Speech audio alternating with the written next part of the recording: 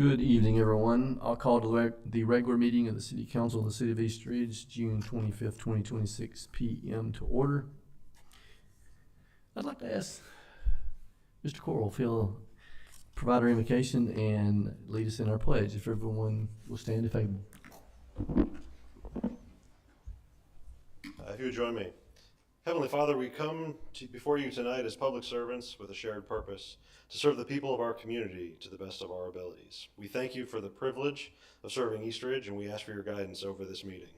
Scripture tells us that King Solomon asked not for health or wealth or long life, but for an understanding heart with the ability to discern what is good, so that he could justly govern his people. We ask for that same wisdom tonight, God. Grant our mayor, council members, and staff the insight to make decisions that honor you and benefit all the residents of our city. Help us tonight and every day to live out the truth of your calling, to act justly, to love mercy, and to walk humbly before you. May our discussions be marked by mutual respect, and may our choices lead to a stronger, more peaceful, and more prosperous community. We commit this meeting and the future of our city into your hands. In Jesus' name we pray. Amen. Amen. Join me in the pledge. I pledge allegiance to the flag of the United States of America and to the republic for which it stands, one nation, under God, indivisible, with liberty and justice for all. Thank you, sir. Roll call, Ms. Dietrich. Mayor Williams, Here. Vice Mayor Tyler, Here. Councilmember Cagle, Councilmember Ezell, Here. Councilmember Witt, Here. City Manager Coral, Here. City Attorney Ritchie. Here. All right, the next item we have is Tennessee American Water update on lead service line identification and verification. Hi there. Hello. I'm John Sparkman. I'm the Director of Engineering at Tennessee American Water. I've been in Southeast Tennessee for my whole career, working for two different engineering consulting companies, and then prior to my tenure at Tennessee American Water, I had a similar role as the Manager of Engineering at Cleveland Utilities. So I've spent my entire engineering career doing water and wastewater things here in Southeast Tennessee. So first, we are not in any kind of crisis. We're navigating some new rules, and we'll get into some of the history of the lead and copper rule, but I'll preface this by saying we're not in any kind of crisis mode, but we are having to do some things to comply with some new EPA guidelines. This should take about 10 minutes. You can ask me a question along the way. We're here to answer questions, but I've got about 10 slides. This should take about 10 minutes if that's okay. I can hurry. Absolutely. Or I can slow down. You're good. So a little bit about American Water. We can trace our roots back to the late 1800s, just after the Civil War. We have been the water service provider in Southeast Tennessee. We actually touch a few of the North Georgia counties and into Marion County. We have 4 districts: Whitwell, Jasper Highlands. There's an old Sub Creek utility district that we've been in. But our main district, our biggest by far, is what we call the Citico district, that is served by our Citico water treatment plant over on the river. So that plant is rated at 65 million gallons per day. We make about 40 million gallons per day as a normal day. So have plenty of good capacity remaining. We have about 120 local employees, and we have about 1,400 miles of pipe. 1,400 miles of pipe. Sometimes that sounds like a lot, sometimes it doesn't. But Miami, Florida is 700 miles away. So we're maintaining a distribution system from the equivalent to Miami and back on a daily basis. So what are we talking about today? So we're talking about the service lines. So from the water treatment plant, we have what we would call transmission mains. Those are large diameter mains. Those transmission mains go in various directions. And then distribution mains, that would be the pipe that would be in front of houses. And then what we're talking about today is the service line, which the service line is that portion of the water distribution system from the main to the house.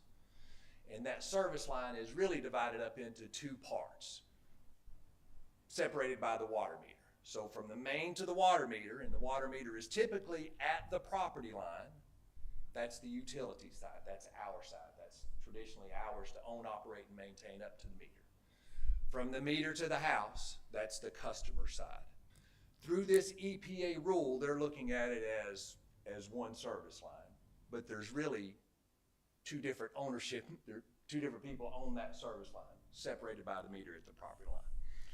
So the typical materials that we have traditionally used and all utilities have traditionally used, copper's probably by far the most popular, the most used service line material traditionally. We used a period of black plastic. We used that at Cleveland Utilities. It was not a very durable product, so not using black plastic anymore. PEX is kind of being a common material used. And then we did have two different windows, and I'll describe that in a little bit, where we were using some lead service lines. So and then there's galvanized. A lot of galvanized there. A lot of the galvanized has kind of ran its course and been replaced through the years. But those have been traditionally the service line materials that have been used, and that's what we're talking about today. So the lead and copper rule. It was really originally started in 1990 or 1991, and since that time we have been complying with the rule. And basically what we're doing is our treatment methodologies that we use are protective of the customer. It does not allow any lead to leach into the water, and so that's how we have been complying with the rules. We regularly take samples in houses that we know have lead and lead service lines, and those have always met the criteria, been well below any maximum contaminant levels. So in 1988 was really the year where lead services were banned. In practice, they were not used along much earlier than that. Our last record, and we'll talk about it, was really in 1944 was the last time we used it on our side. But it was not officially banned until 1988 by the EPA and TDEC. So what's happening now? In 2024, EPA updated their lead and copper rule that in essence said, we just want all utilities to get any lead out of their system. So that's what we're trying to do is navigate their new requirement as of 2024 to get the lead out of their system. So we're in an inventory phase right now, trying to identify where we have lead service lines on our side and trying to identify, we are tasked to know what is on the customer side. Traditionally, we've never been responsible for knowing. That's really been a plumbing code, or up to the homeowner. We set a meter and we're finished, and that's up to the homeowner. EPA is making us know what is on the customer side. So that's that's a challenge. That's a big challenge to this. So we're in this inventory phase through near the end of next year. And then from 2027 to 2037, EPA has given all communities 10 years to get any lead service lines that they have out. And let me also preface this. This is not a Tennessee thing. This is an EPA rule that all utilities are subject to. This is not unique to American Water. It's not unique to Tennessee. It is a federal rule that we're navigating.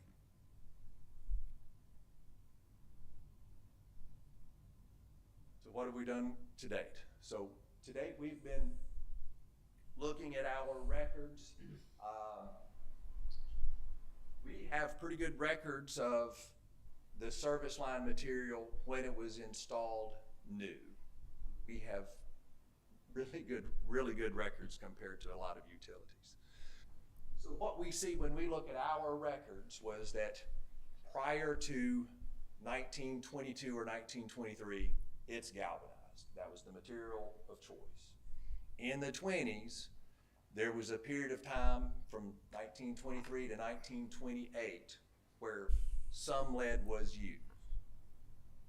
From the late 20s through the 30s until 1941, we were using copper.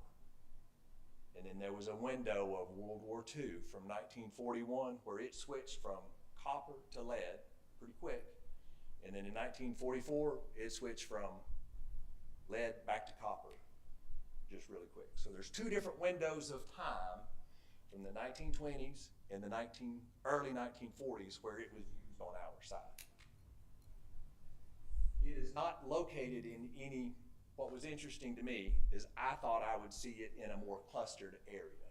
It's really all over the system where houses were being built in the 20s and 40s. So it's not in a neighborhood, it's not in, it's dispersed in a more random manner than one might expect, but it's all about where the year built that it was.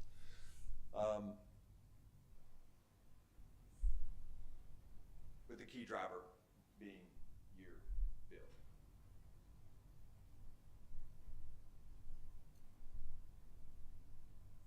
So what are we doing to complete the inventory? We're asking our customers to self-report, and we're getting a level of success with that. I'm not sure how many we have today, maybe 1,000 of our 90,000 customers that have self-reported. Got to kind of go through and look at there, trying to verify what those self-reports are. What we're entering into a phase of canvassing and doing, and canvassing, that would just be walking through neighborhoods, asking people if we can look in crawl spaces. That is a point of verification, is if you can see where the service line is coming into the house, that counts as verifying the service line. The next phase, and all of these are kind of in an increasing cost, but it's self-reporting, the canvassing, see if we can ask the homeowner just going door to door, or the test hole. We call it potholings, where we're trying to, let's just say 5 feet on our side of the meter, look at the service line material, then 5 feet inside the customer's yard. Again, if the water meter's on the property line, we would do another hydro excavation and take a peek at that service line material to know. So we're in that, we have started that potholing in a different district. We're going to be bringing that over into East Ridge, Chattanooga, over to our Citico service area later on this year. So I guess that's why we're here, is one, to let you know that we're going to be in your neighborhoods doing things. Before we do that, we will probably be back here, or at least inform the city manager or somebody when we start really doing work, and once we kind of know where we are. A lot of this is taking some statistical buckets, and it's a random sample size that we go do. So we're still working on exactly what that program's going to look like. But before we get out there, we'll probably be back and tell you we're going to be in your neighborhoods doing our canvassing. So that's where we are for the next 18 to 20 months, is it very much in this inventory phase. And then in 2028, we will be pivoting towards a replacement program, and it will be multi-year, likely, kind of depending on the results of our inventory. But as we identify how many we have, we'll program that out and always be in compliance with what the EPA rule is. So I guess a couple of other things. There is a map that is live. Mm-hmm. You can go on the website now and find your address and I've seen it. See what's on what we have for your material. There will be a circle with a line in the middle of it, and that's demarking our side and the customer side. And the categories are lead, non-lead, or unknown. We have a lot of unknowns. So we're trying to drive those unknowns down to hopefully non-leads, but you'll see a lot of unknowns, and you'll particularly see a lot of unknowns on the customer side for those homes built before 1988. So after 1988, you inherently know they're non-lead because of the year that they were built on the customer side. So I guess with that, I've gone through it rather fast. If anyone wants to ask me any questions, I'll take some questions. So how are we self-reporting? So there is There is a link to the website. I think Daphne has some materials that can be shared with y'all. We encourage you to encourage your constituents to self-report. That's the, you know, the least costly to us is if we can get good data from our customers to self-report. But you can go to our website and you can start the process from our website. I think we've got some information that you can get started from. That'll give you a QR code to get started there. But it's through our website portal. And just out of curiosity, would you send somebody out there to verify that I self-reported correctly?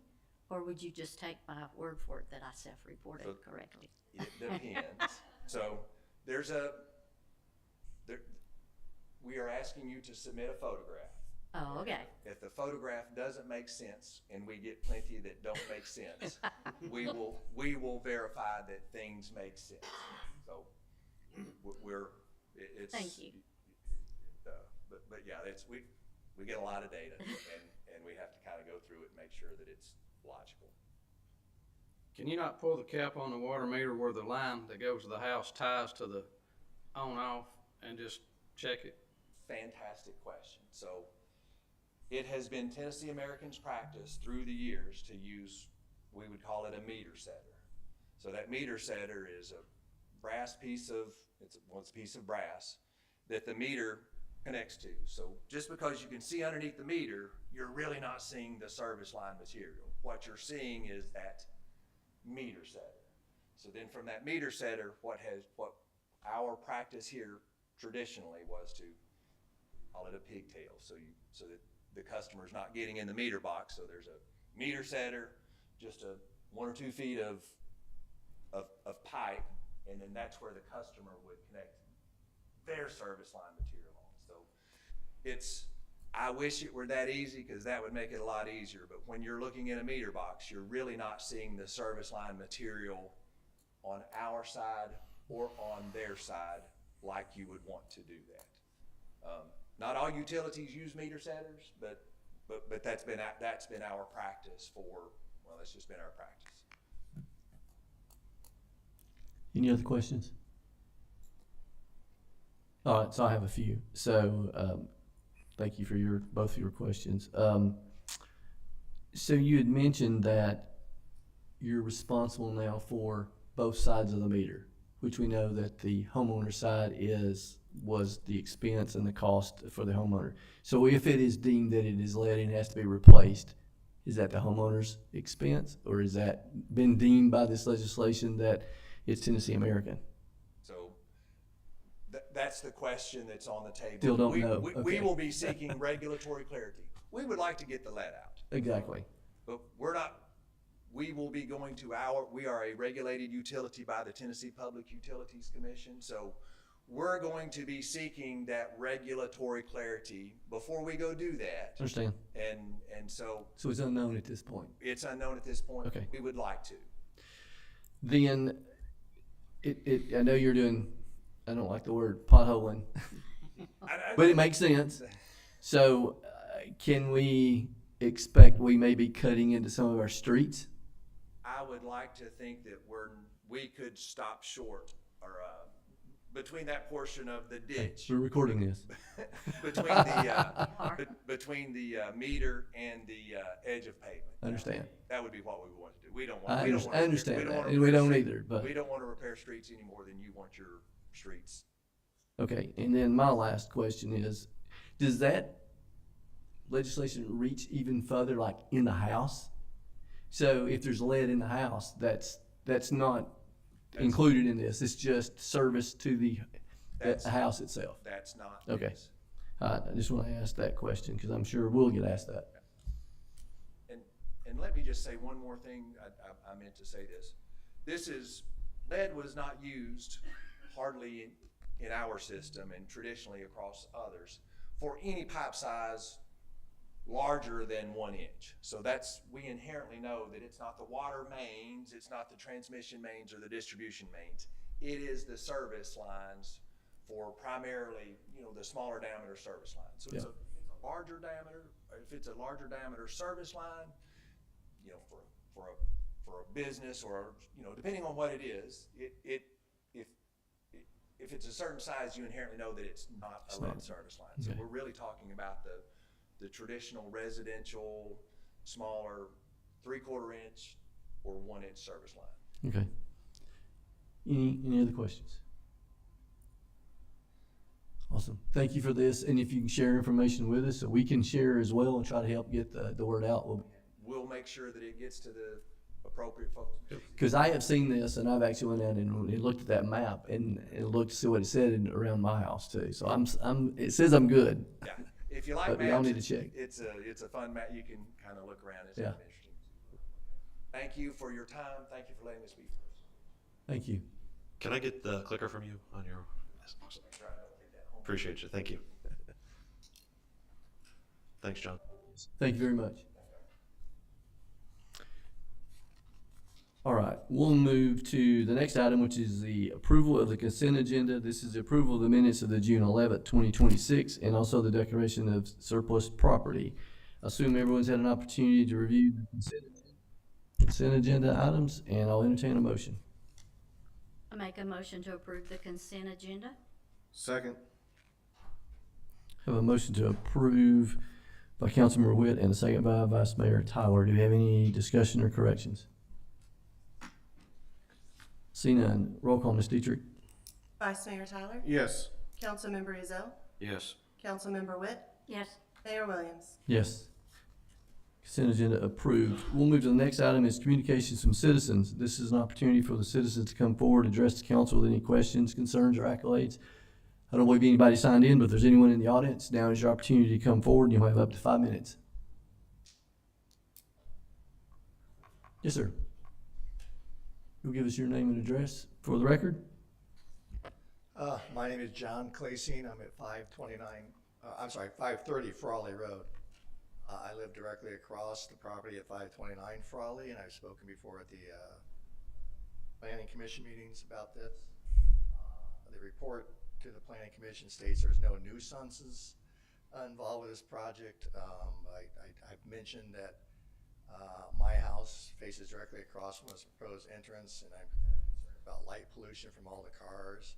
And even though it's going from 110 townhomes to 76 single family, that's probably about the same equivalent of actual cars based upon single family homes having typically more cars than townhomes. I did mention possibility of moving the entrance 30 feet one way or the other, and or an acceleration lane to make them curve before they shine their light on my house. And I believe, Mr. Ingram, that's kind of come up, that maybe you got something planned, right? Hopefully. So there's some solutions on the light pollution aspect. The other concern I have is I've got 2 creeks on each side of my house that take water from behind me and put them through 2 18-inch pipes, which then meet somehow or another along with a storm sewer drain in the street, another sewer line in front of my house, that eventually find their way to a 36-inch pipe that dumps onto 529 Frawley, which is the new project. My concern is any reconfigurations or the fact that there's no longer that open space to absorb all that water that was in that field now has to be handled some way with all the storm sewers. Sure, the original plan accounted for all that. I just want to make sure possible changes don't restrict the flow of that water from my pipes to the other side of the road. Back in August, I had 6 inches of water in my garage because the 18-inch pipes aren't big enough to handle all this. So if there's any way for this village, I sent a note to the street guy that any way to put in 24-inch pipes to handle more water and or reconfigure it to help the project as well as my house at the same time, that would be beneficial to everybody. So those are my 2 concerns with this project. Hopefully one's being addressed, maybe the other one can be addressed as well. So, thank you. Thank you, sir. And I failed to mention, but we are going to have a public hearing, so you had an opportunity there, but you're more than welcome to come forward and mention these now. I was at the planning commission meeting, and I believe we had the agent for the rezoning said that they were looking at that, so we'll talk about that in the public hearing and or the ordinance. And I believe we also had the street department go out and look at the pipe and drainage? We have, Mayor, in addition to the flow coming kind of down the hill from the neighborhood behind your home, we're meeting on Monday to kind of review how we can look at that. Ace Engineering inspected those lines this week, so we're going to be evaluating how do we actually kind of start to collect all the water that comes down. It shouldn't be backing up from across the street, but his issue, the issue that you're dealing with, sir, is really the stuff coming down the hill and making sure we can get it through the pipes and off your property. So. Yeah, Continually flowing. more restrictions, with anything on the other side to that pipe, so, yeah. Absolutely, and by reducing the roof count, that should actually have a little bit more permeable surface over there, and the stormwater calculations for that subdivision have been addressed. Thank you, sir. Is there anyone else? All right, I don't see anyone else, so we'll move to communication with council members. I'll start on this side, Councilmember Tyler, or Vice Mayor Tyler, sorry. I usually start with Mr. Cagle when he's not here. Yeah, it's throwing us all off. Nothing for me, Mayor. I appreciate it. Thank you. Councilmember Witt. Okay. First of all, I want to thank the street department and the sanitation department because they did a great job in my neighborhood and everywhere with the trees. But my citizens in my neighborhood are going to ask us to look at our tree brush policy because we have a large tree in the neighborhood and a limb fell off of it, and Chris can vouch to this. If it had hit a child or a car, it would have done some great damage. The tree is fine, it's healthy, there's nothing, it's just large. It's right by the road. She is checking into getting this tree cut down. She's only had one person call her back, but she's got some more. But she's 70 years old. Well, today's her birthday, 71, okay? Single, on a fixed income, retired. This tree really, she feels like needs to come down because she thinks it's a danger now to people going down Greenup, okay? $8,000 was the cost to take this one tree down. That's, I think our policy says if you hire a tree cutting company, they're required to take the tree away and everything. So that requires grinding, taking the debris away and cutting the tree down. But $8,000 is a lot of money to ask somebody who's, retired to do this. Can we look at our policy? We do provide a service to remove brush. Can we go back and review this? It's what my citizens in my neighborhood are wanting to know. That might help them with their cost when they need to take a tree down that insurance can't help them with or anybody else. So she doesn't want us to discuss it tonight. Just bring the policy before us all again, look at it. And I surprised the street department and sanitation with this, but we would like to look at that because I don't think it's fair that we could pick up brush for some people. And how do we know? I mean, I know they're supposed to get a permit. Does everybody get a permit? How do we know when that brush is out there who cut it? So are we picking up for some tree services and not letting others get by with it? So I think we need to look at the policy. My guess to that specific question is sure, because if we don't know who cut it down, and in fact, if folks don't know that you need a permit to remove a tree, which I think was, could be a surprise to some people. Yes, it was to my neighbor, okay? So, but some people in my neighborhood, the neighbors were able to take care of it, and we put it out, and they picked it up, and thank you so much, but there are trees that they're not. And, we're all elderly and on fixed incomes, and that's quite a bit of money for one tree, I thought. So, It's definitely something we can look at. yes. But anyway, Council thank you. desires to. Thank you. I have nothing. All right, thank y'all. So I'm going to ask Ms. Scholes to come forward and give us an update of all the activities and the signups and things. We've got a packed full agenda of stuff that is going on and getting ready for, even though it's just now turned summer, we're getting prepared for fall, correct? So right now we have our rec softball program open. Signups opened in the middle of June. They will go through August 7th, and that's for ages 4 through 17. And then we have our cheerleading that will go along with our flag football. It's open now through August 1st. going through our website as we go through stuff. Flag football for boys and girls, that's open now through August 1st. Our fall soccer program is now open through August 15th, actually. He has that open later. Then we're heavily pushing girls flag football this season. And then we have our baseball and t-ball signups that are now open through August 1st also. We have our fall festival, which is September 19th and 20th there at Camp Jordan's amphitheater. At this time, we've got 73 vendors signed up, and we've been able to draw in about $20,000 of sponsorships already, and we're just at the end of June. Between Hannah Spear, my community center supervisor, and myself, we've already started working on that to get prepared. When July 1 hits, I will start promoting Christmas in July and start pushing our Christmas parade out, which is always the Saturday before Thanksgiving. We start the season out every year. So we always have a little bit of everything going on. We're also going to run a couple of free sports camps that the guys are working on now in August for our rec programs, and we're also doing the same thing for our soccer programs. So I usually try to just promote our in-house things. Again, we have a zillion other things going on in the park. Right. Like this weekend, we have Ducks Unlimited, and they'll be at our pavilion across from the arena. They're doing free bounce houses, archery. They're doing hot dogs for the first 200 kids. They're doing fishing trials. TWA, our fire department will be there. Kubota.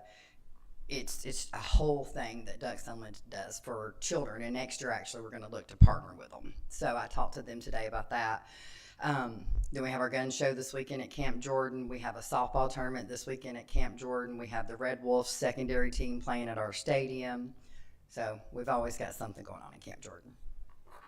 Awesome. Thank you. So speaking of Camp Jordan, last Thursday, the City of East Ridge was honored to be recognized with the Greater Chattanooga Hospitality Association 2026 Community Service Award for Tourism Attraction.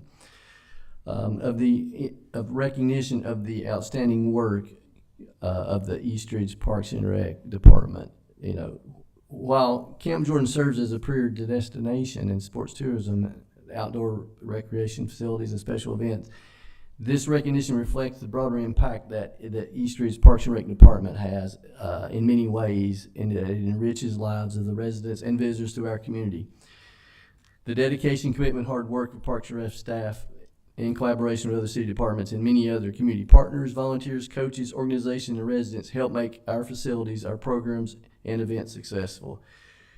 We continue to invest in our parks and recreational facilities and programming and remain committed in creating opportunities to bring people together, enhance the quality of life, and showcase all that East Ridge has to offer. So special congratulations, thanks to Shonda Skiles, Chad Ayers, and the entire Parks and Rec staff for their outstanding achievement for this continued commitment of serving our community. So thank you very much. I also want to mention the postponed Spring into Safety by the police department has been rescheduled for July the 11th from 10 a.m. to 5 at Camp Jordan Pavilion. We invite the community to come out for fun and an informational day. Bring your whole family. There's a lot of activities, K9 demonstrations. There'll be snacks and drinks. There'll be a mock traffic stop, bounce house, SWAT display, tour, fire truck and ambulance, car seat checks, DUI prevention information. So it's a great opportunity to meet the first responders and learn valuable safety tips. So we hope we see everyone there. Then our library, there's several events coming up soon. This Saturday, the 27th, from 11 to 12 is Little Sprouts Gardening Club. That runs March through July, ages 5 to 11.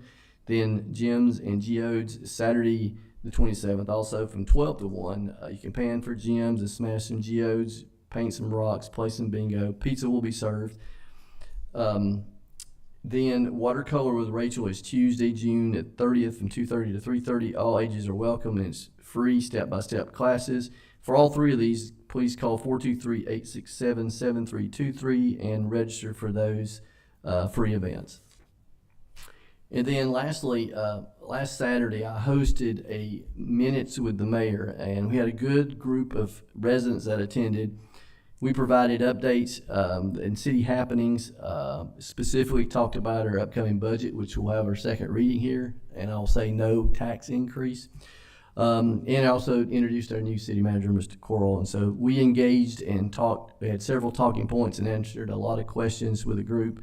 And it's always great to spend time with residents who are involved and passionate about their community. So that was a great event, and there'll be more of those scheduled to occur that we can keep engaged and push information out to our citizens and our residents. That's all I have. I'll pass it to City Manager Coral. Thank you, Mr. Mayor. Just a couple things.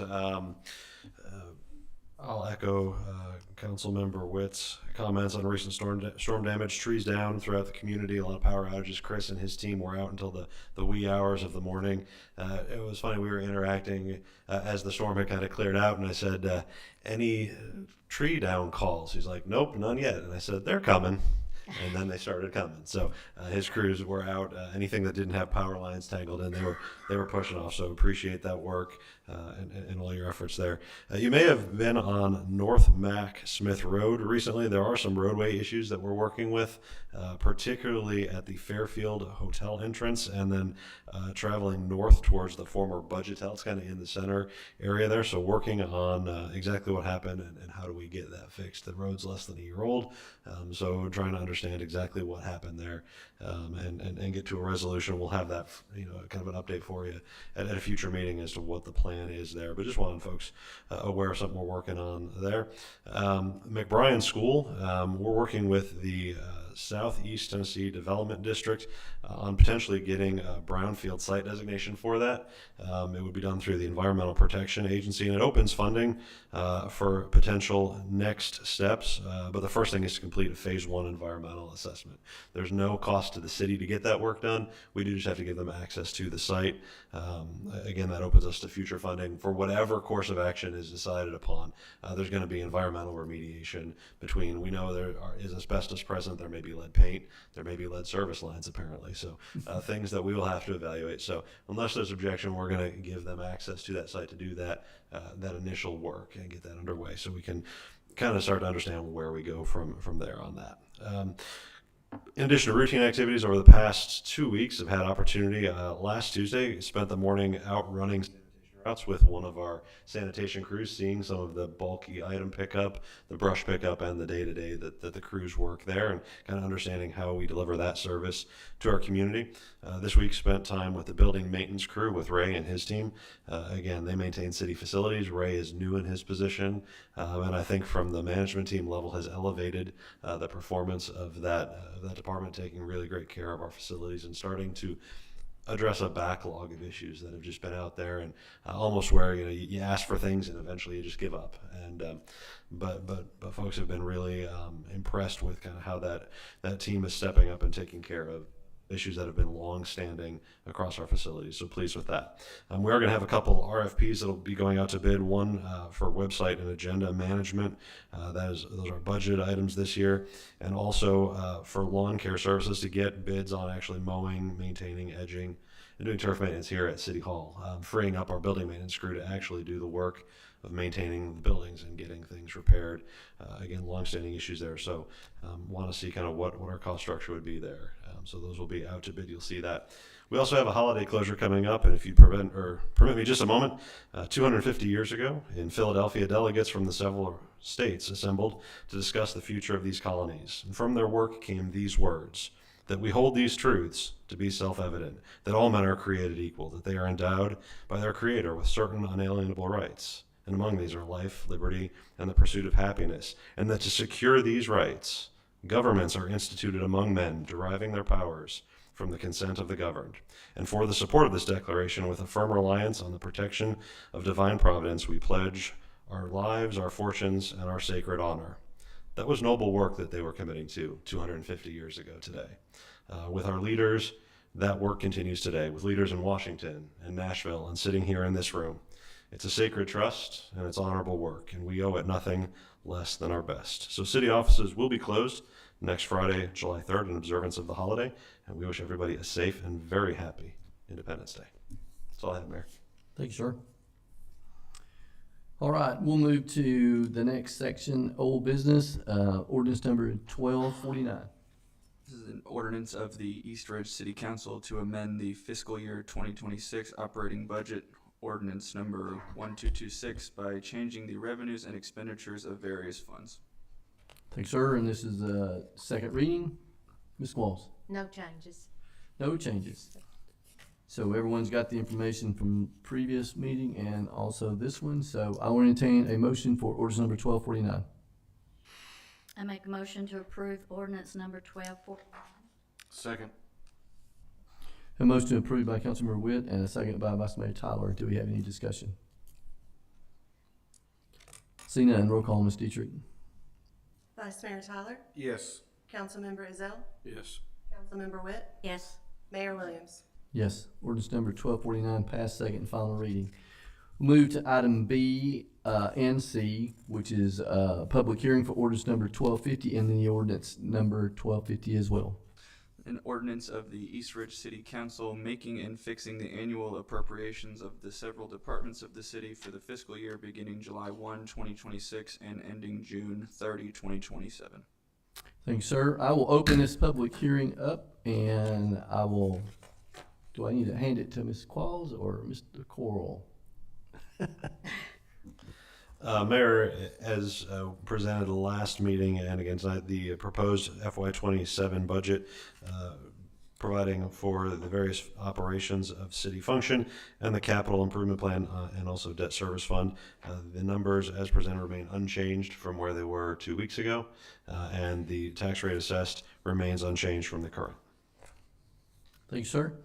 I did mention this is a open public hearing, so if there's anyone in the audience who'd like to come forward and address the council regarding this ordinance, now's your opportunity to come forward.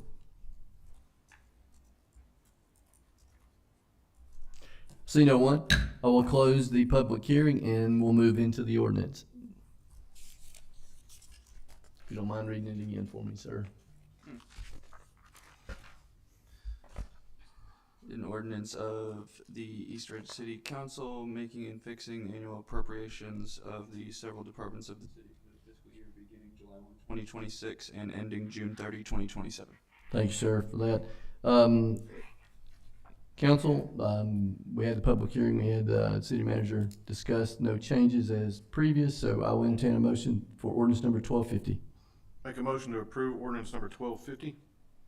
Second. Have a motion to approve by Vice Mayor Tyler and a second by Councilmember Witt. Do we have any discussion? See none, roll call, Ms. Dietrich. Vice Mayor Tyler, Yes. Councilmember Ezell, Yes. Councilmember Witt, Yes. Mayor Williams. Yes, ordinance number 1250 passed second and final reading. Thank you for all the hard work on the budget. We're excited there is no tax increase, so it is awesome. We'll move to new business now. Item A, public hearing for ordinance number 1251. An ordinance of the East Ridge City Council to amend the zoning regulations in the zoning map of the city of East Ridge, Tennessee, so as to rezone the property located at 529 Frawley Road, tax map number 170GA006.02 from RT-1 Residential Townhome District to RZ-10 Lot Line Residential District. Thanks, sir. I'll open up this public hearing. Mr. Howell. Yes, good evening, Mayor and Council. I'll just do a brief overview of this. This rezoning request for 529 Frawley Road is a down zoning.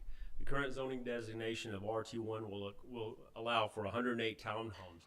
If the requested rezone to RZ1 is approved, it would allow for the development of 77 single-family detached homes with a density of 2.98 dwelling units per acre compared to the existing density of 4.04 dwelling units under the current zone. This reduction in units per acre and other general guidelines are in accordance with Resolution 3517, which outlines the guiding principles for the City Council's review of any rezoning request. Per Ordinance 1200, which amended the requirements of RT1 zone district, which requires the RT1 district to be bordered on at least one side by a C1, a C2, an R2, or an R3 zoning district. This change is intended to facilitate a better transition for high-density residential developments. Currently, this parcel of land in question does not border any of the aforementioned parcels. By rezoning this parcel, it would eliminate the incompatibility with the R1 district with the adjacent zoning district as specified in Ordinance 1200. The East Ridge Planning Commission has approved the preliminary plat for this area, for this RT1 subdivision. No changes to the current infrastructure are proposed at this time. The RZ1 subdivision layout will remain identical from the original R1 subdivision proposal, except for fewer lots, which will be reduced in size due to the RZ1 requirements, and a possible drive-out entrance to the right, as was discussed during the Planning Commission. If City Council approves of this rezoning request, the final plat will be submitted to the East Ridge Planning Commission in the near future for approval. The Planning Commission recommended approval for the rezoning request, as this will result in a down zone with lower density, less traffic, and 31 fewer lots than originally proposed. Thank you, sir. I believe the applicant's here. I'll give him an opportunity to come forward and address some questions previously and any other comments. And then if there's anyone else in the audience that would like to come up afterwards in favor or in opposition, they'll have an opportunity. Yes, sir. If you name and I'm Joseph Ingram, and I live on Avenue, so I probably got lead pipe. I think I may have missed that. So not often I'm going to come here and ask for a down zone. But what, you know, the market changed. We zoned this, gosh, 6 years with Mr. Desai, and Desai has finally moved to Charlotte, so A for him. I think he's happy. But so we've looked at, we just to kind of meet the market need, we were going to go back to single family homes. We talked at the Planning Commission about making some improvements to Frawley, and so thank you, because I just got what Asa Engineering said today, you know, because I'm guessing too, we're all guessing what's underneath the road out there. But so we think we'll do it as part of the turn lane. We'll do some drainage improvements, and Mr. Sykes and I probably are going to have to go back and forth inside, and then upstream is probably going to make a big difference too. But I think we'll do that. But if we do the turn lane, we'll roll out of there, and the lights won't be on them. And so we're just asking you to let us downzone this property and be compliant, which is kind of a cool plus. And I will answer any questions. I don't know if Michael's seen our the drainage and the turn lanes, and we just I hate that you guys just resurfaced that road. I mean, but I didn't know that, nobody knew that, and like I said, if we do a turn lane, we'll have to come back and do a little grind and put them together. But Thanks, sir. Anyone in the audience like to come forward at this time? But I'll answer questions. Would you like to come again? You're more than welcome. Yeah, John Clasing at 530 Frawley Road.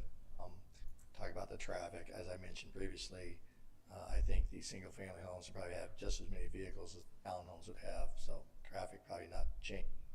The turn lane should help with the shine on my house, so I appreciate that.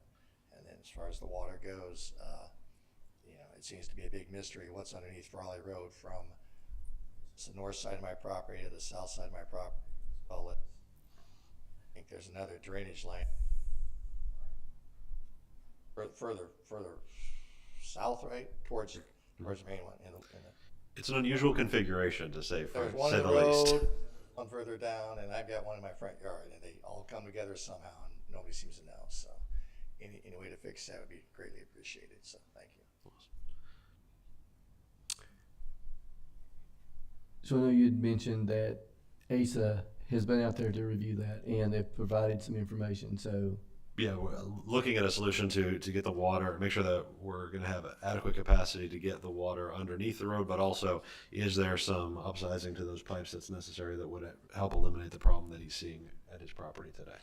okay, and we think we may have some answers before the next. I think we've got some ideas, we got some clarity. We presented a proposal, and I think ASA has said, well, they've been better. I didn't stick my heads down in the pipe in the road, but I think they have a better feel for what's going on, and then leaving it upstream a little further, just to get some of the water out of that pipe, and then across the street. Just it goes through our property, then it goes under W.W. Hughes Road and then back to our property again. And so we kind of, you know, we're not developing on that other piece, so place to store water too, if we can. And then I know in the planning commission, there was a discussion whether it would or would not be able to create that turn lane coming out of there. So that is now something that can be, that is doable. You're doing it. Okay. I am the, Okay. or I'm the engineer. There Okay. you go. I like hearing you're doing I it. said it. Awesome. And Mayor, as he pointed out, it is incredibly unusual to get a downzone request. Yes, it is. It's usually headed the other way. So Exactly. we appreciate the look, and you can see kind of on the screen for folks in the audience how that will eventually lay out as it on the terrain. So we're gonna have the answer for the drainage before the second reading. I we should. understand this correct now? Yeah, that's kind of what I was asking. Yes. I think that the turn lane also will allow us to get some of the water off the road, because that inlet in the middle of the road obviously doesn't get any water in it. Yeah. What falls on it.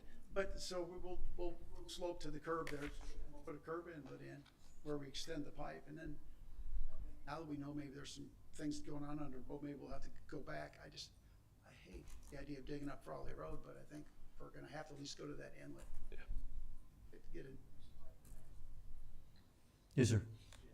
Just mentioning the curbs again, you know, the road was just repaved, and there had been some asphalt type gutters along the property, my property along the road there, and resurfacing some of those pieces broken off or were kind of redone, and they're peeling off the road now, so that water is supposed to be getting to drains is now flowing to people's yards, so kind of need to look at that as well. We'll take a look at that for sure. Thanks, sir. All right. Is there anyone else who would like to come forward? I don't see anyone. I will close this public hearing and we'll move into the actual reading of the ordinance. An ordinance of the East Ridge City Council to amend the zoning regulations in the zoning map of the city of East Ridge, Tennessee, so as to rezone the property located at 529 Frawley Road at tax map number 170GA006.02 from RT1 Residential Townhome District to RZ1 Zero Lot Line Residential District. Thank you, sir. All right, council, we had the public hearing. We've had some discussion. So now is the ordinance. So I'll entertain a motion for ordinance number 1251. I make a motion to approve ordinance number 1251. Second. We have a motion approved by Councilmember Witt and a second by Vice Mayor Tyler. Do we have any discussion? A little bit. Yes, sir. So, this one, just so I can get it clearly on the record here, I mean, they are going to address the resident at 530 Frawley Road's concerns by putting in the turn lane, right? So that is happening. I just want to be clear, that turn lane is putting in, like, we're going to be. Because it's on our side of the road. And Yeah, Sure. I heard him commit that in the public hearing, there's but a bunch of things out there, I think. And I think the gentleman at 530 brought up another salient point that, I mean, we are down zoning, but we're still going to have a similar amount of cars in this neighborhood, which will probably lend to street parking. Are the roads going to be wide enough if there is street parking there for a fire truck to get through? And Yeah, matter of fact, because we actually did this when we did the plat for the townhouses. We worked on the radiuses on the turns and worked on road width. We set the fire hydrants with the fire marshal. So we kind of, I think we got that part figured out. sure, Jackie's not here. That's a question he was asked. I just had to make sure it was asked. Yeah, all the internal infrastructure will stay the same. Roads are not changing at all. Just your lot sizes will be. Sure. Okay. Yeah. Good. As long as the gentleman at 530's concerns are being addressed with the light traffic. I happen to live on a street that's pointed directly at my front of my house, and if I see a light, I'm like looking out who's coming down the road. It bugs me to no end. So I share his concern that, you know, he's lived his whole life without that issue, and I want to make sure it's being addressed because I'd hate for him to live my reality. But thank you so much for that. awesome. Anything else? Vice Mayor? That's it. Thank you. All right, if there's nothing else, roll call, Ms. Dietrich. Vice Mayor Tyler, Yes. Councilmember Ezell, Yes. Councilmember Witt, Yes. Mayor Williams. Yes, ordinance number 1251 passed first reading. We'll move to item C, resolution number 3825. A resolution of the East Ridge City Council approving a bid for brush chipping and grinding services. Thank you, sir. This is going to be Robert is Okay. off this evening. This is a bid. The city put out for a bid for services for our brush chipping and grinding the trees that are collected and the residents bring over to our sanitation department on a regular basis. Those are then chipped up and brushed.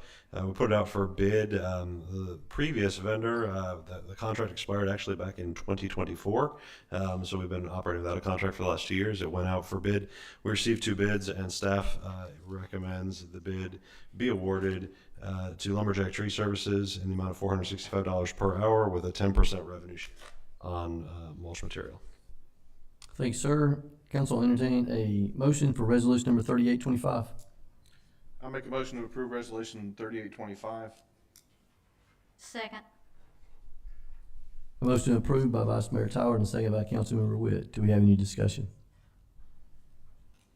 So it doesn't matter how much brush we have, it's $465 an hour till they get done, is that what you're saying?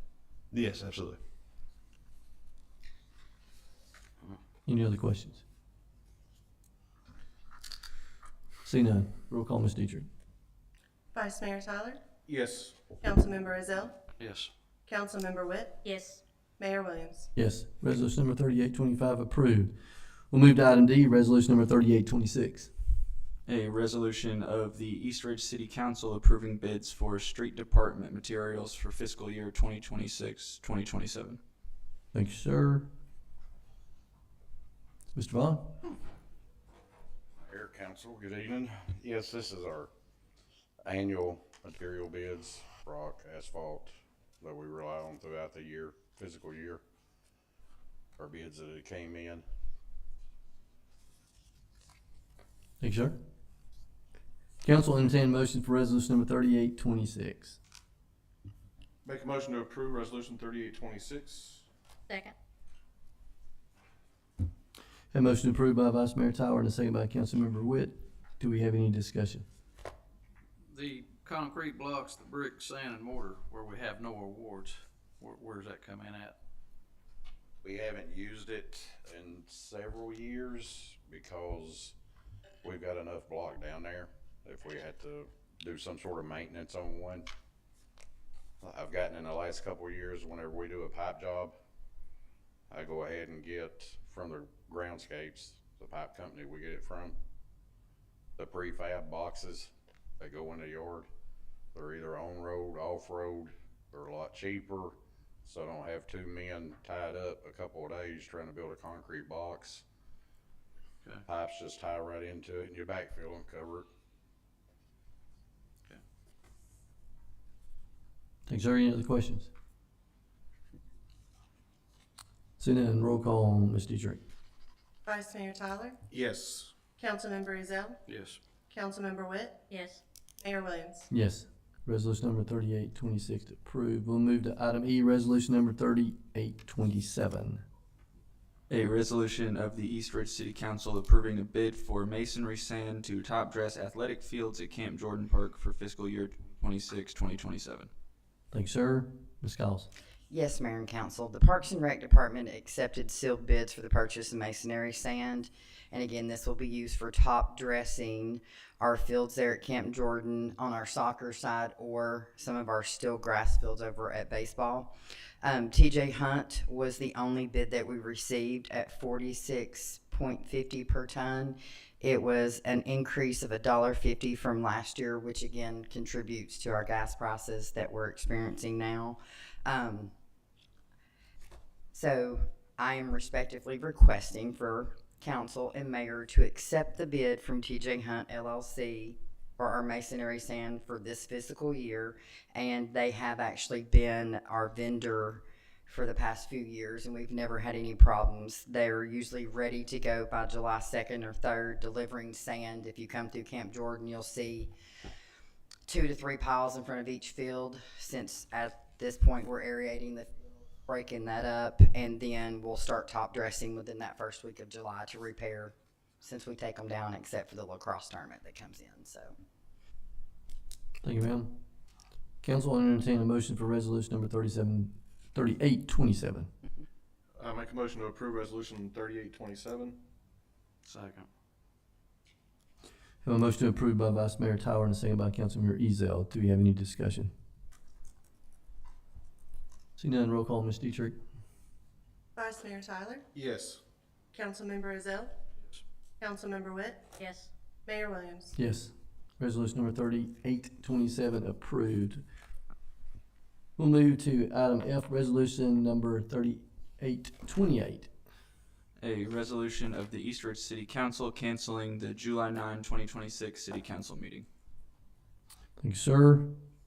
Mr. Mayor, a majority of the council will be attending the Tennessee Municipal League's annual conference in Kingsport that evening. We will not have a quorum here in East Ridge for the meeting. So by council precedent, there is a resolution for your consideration to cancel the July 9th meeting. The next meeting would then be held on July 23rd. Thank you, sir. Council, I'll entertain a motion for resolution number 3828. I make a motion to approve resolution number 3828. Second. Have a motion to approve by Councilmember Witt and a second by Vice Mayor Tyler. Do we have any discussion? The one comment is our charter does require to have one meeting per month, so we still meet that requirement. So just informational, since we'll have the 23rd meeting. No other discussion. Roll call, Ms. Dietrich. Vice Mayor Tyler, Yes. Councilmember Ezell, Yes. Councilmember Witt, Yes. Mayor Williams. Yes. Resolution number 3828 approved. That's all for the main agenda, so we'll move to the next item, which is discussion of the tentative agenda for the July 23rd, 2026 meeting. Under old business, we'll have ordinance number 1251, the ordinance of the East Ridge City Council to amend the zoning regulations and the zoning map of the city of East Ridge, Tennessee, so as to rezone the property located at 529 Farley Road, tax map 170GA006.02 from RT1 Residential Townhome District to RZ1 Zero Lot Line Residential District. This would be the second reading, which we passed earlier tonight. Any discussion, council? I see none. Under new business, there's an unnumbered resolution, purchase of new Ferris mower through the Buy-Board Cooperative Purchasing Agreement for Parks and Rec Department. Ms. Giles.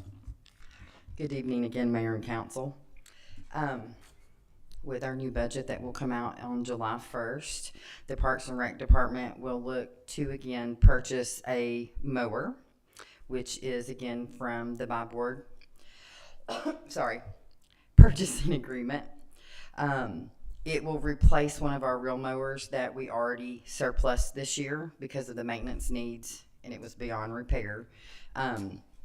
This is a rotation that we do each year by replacing our mowers to keep basically all of our equipment up to date with everything with the 275 acres that we mow daily. So. Thank you, Mel. Council, any questions? I see none. The next item is a unnumbered resolution, purchase a 2026 John Deere Gator through the Sourcewell Cooperative Purchasing Agreement for Parks and Rec Department.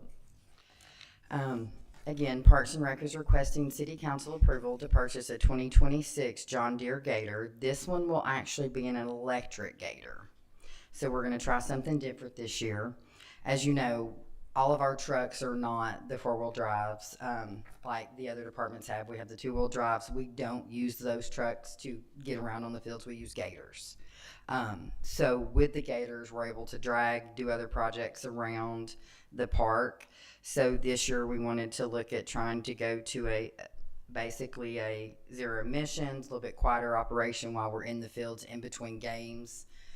We're not, again, having backfire with the gas Gators that we have. So we just wanted to do something a little different this year, try it out, see if it works for us, and go from there. And as we're turfing a second quad of ball fields, there'll be less actual on-field dragging for it as well. Correct. And then we're just using it to pick up trash and maintain throughout the quads. And this was City Manager Coral's idea, and I'm open to it. Awesome. Council, any questions? What's the difference in the gas Gator and electric Gator price? Cost about, I think it was about a $2,000 difference. It was $24.36.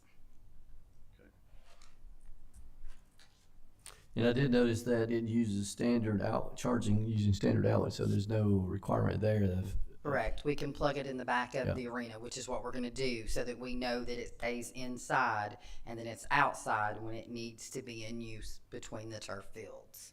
So, because again, you know, our two buildings, the doors stay up and down and they're not as climate controlled as the arena is, which is what we do with our golf cart now. What is the life expectancy on the gasoline one? I think the life expectancy is about the same, but the maintenance costs are considerably less. Okay, you know where I was going. I did. These are conversations we've And had. we didn't even talk. Yeah, so we're very lucky. We have a gentleman named Steve Hardy, which is a retired fire department gentleman from the city of Chattanooga, and he repaired all their buildings, their mowers, anything and everything. He works for us part-time, and thankfully we have him because he is the one who fixes all of our equipment every day. If we need him, he'll come in for 2 hours and do that. He'll mow grass. So this, again, I think will help us because we're not ragtagging around the fields like we do now with the constant dust in the gas ones, pulling the drags and things. So I think this will be actually a pretty good upgrade for us. And I do commend the director on being willing to kind of take a look at something a little bit different. So, And Chad had looked at it a few years ago. We weren't in the turf phase at that moment. And again, it was one of those things where it presented itself. And since we're looking at doing the other turf this fall, this can actually be used when we take and drag those turf fields whenever we manicure them and stuff, because we actually have a leveler and it stays to one length. So this will actually be good for that too. and also the price differential has that gap has closed over the years. It will, because we'll save that in gas alone. Yep. Awesome. All right. We'll move to the next item, another unamended resolution, approval of bid for athletic field equipment and field maintenance supplies for baseball and softball fields at Camp Jordan Park. Yes, Mayor and Council. So at this time, we are accepting sealed bids for our baseball and softball fields. So these materials are like our drags, because again, we still do have some dirt fields. It's our drag, our chalk, our dry, our bases, and the other standardized equipment. So what I did a few years ago was I consolidated everything down into bids so that I wasn't having to get 3 quotes because we needed bases or we needed new drag or we had to get chalk this week. So with this, we're able to be a little bit more efficient and get the product that we need. And we get it within 2 or 3 days or same day most of the time with some of the local companies. So this was something we did a few years ago. And last year what we did with both this one and the next one I will explain is we looked at each line item and I presented the lowest or the one that we had used before that had always been dependable. Thank you, ma'am. Questions, council? See none. Next item is an unnumbered resolution approval of bid for athletic field supplies for soccer fields at Camp Jordan Park. Yes, Mayor and Council. The Parks and Rec Department at this time has sealed bids open, which is for our athletic soccer fields, and it will be our supplier. So as you know, we use a lot of chemicals on the field, fertilizer, different things when we aerate and things like that. So those are supplies that we have to be able to get on hand during the different seasons of when we're mowing and when we're getting things ready. Same thing of when we do our ryegrass in the winter. This is a part of that bid. So as we did last year, once the bids come in, I'll do an outline of the products that we bid out and then present that to council. Thank you, ma'am. Council, any questions?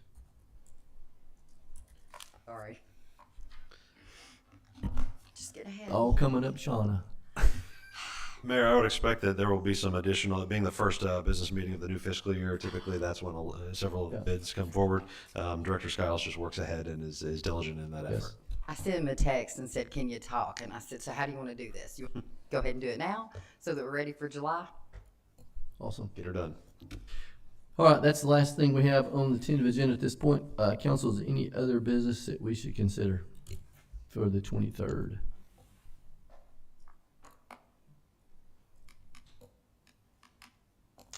I hear none.